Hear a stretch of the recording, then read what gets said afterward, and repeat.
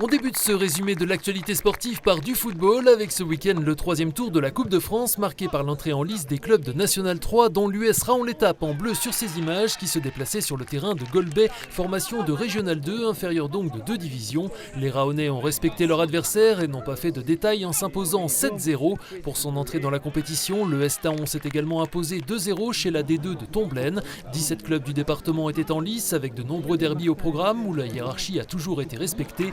A noter en revanche le petit exploit de Xertini, club de D1 qui s'est qualifié face au Meurthe-et-Mosellan d'Arouet-Benet, pensionnaire de R3.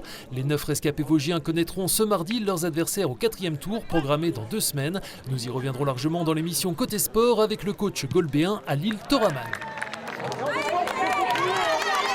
Première à domicile samedi soir au Palais des Sports pour les deux équipes fanions d'Épinal Handball, toutes deux reléguées à l'issue de la dernière saison. Honneur aux filles tout d'abord, désormais coachées par Michael Mercanton et qui ont enregistré quelques arrêts à l'intersaison, dont celui de leur capitaine Julia Mangin et de la gardienne Cécilia Perrin, ici à l'image. Avec une équipe rajeunie, les Spinaliennes en blanc semblent néanmoins bien armées pour se faire une place en National 2. En témoigne une deuxième victoire large en 2 journées face à Montargis, certes promu 32-14, et ce malgré les arrêts de la gardienne loiretaine. Les locales menaient déjà 14-4 à la pause, en grande partie grâce aux 8 réalisations de Julien Mauffret, membre de l'équipe de France jeune de beach handball.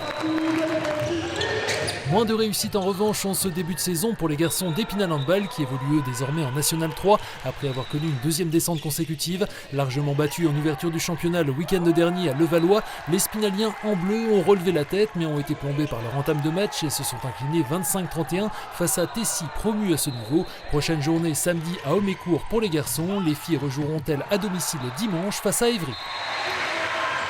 Les amateurs de course à pied nature avaient le choix ce week-end avec pas moins de 3 épreuves au programme. Le trail des Jumeaux à Saint-Michel-sur-Meurthe, le Monument Trail à Mont-les-Neufs-Châteaux et sur ces images le Reinkopf Trail au départ de la station La Bressonnec-La Belle Montagne, orpheline depuis samedi de son créateur Jean-Marie Remy.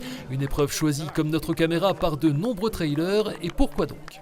J'aime bien le coin, avec les lacs, ça va être sympa. Je pense qu'on va avoir des belles vues, des beaux points de vue. Donc voilà, bien profiter, une belle course et un bon dimanche matin. On connaît la course, c'est la 3e ou 4e fois qu'on l'a fait. Elle est sympa, c'est une classique. On a des parcours qui sont des fois plus techniques ou qui ont plus de dénivelé, mais bon voilà, il faut quand même monter tout là-haut. Donc voilà. Et en effet, il fallait un peu grimper, ne serait-ce que pour rejoindre la route des Crêtes et le Reinkopf, point culminant des 2 grands parcours. Si les engagés du long format de 37 km et 1800 mètres de dénivelé positif s'offraient un passage en Alsace, ceux de la course de 14 km replongeaient directement vers les pistes de la station Bressaude pour rejoindre l'arrivée, avec à la clé une nouvelle victoire chez les femmes de la Voinrot de Marie-Lou Pierrat, chez les hommes, succès d'un Belge, Nathan Sévérois. C'était très dur, donc on n'a pas ça à Flandre, donc on vient ici pour faire le cyclisme, mais on pensait pourquoi pas.